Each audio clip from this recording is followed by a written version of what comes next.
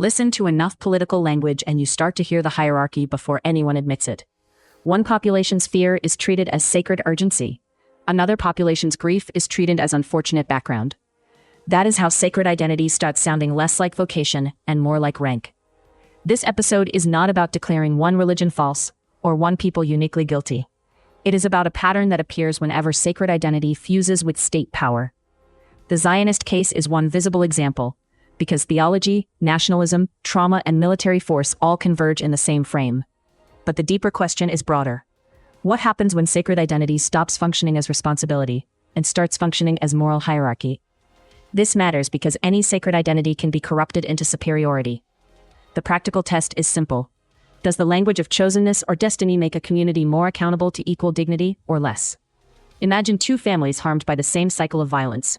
Public language lingers over one family's loss with names, memory, and grief. The other family is mentioned only in statistics or passive phrasing.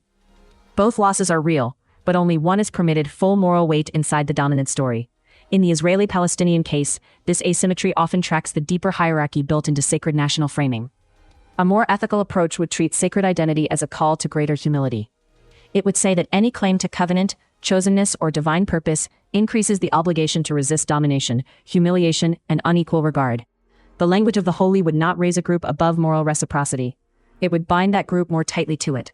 That moved theology away from rank and back toward conscience. Ask yourself, where do I confuse spiritual vocation with moral rank? Sacred identity can become a discipline of responsibility. But once it becomes hierarchy, it no longer directs people toward the holy. It begins organizing whose life is narrated as central, whose pain is treated as secondary, and whose rights are expected to bend. If this sharpened your discernment, subscribe to the AEON Keys channel and continue with the Zionism sequence. The next related lesson examines what happens when theology is used not as conscience, but as political insulation.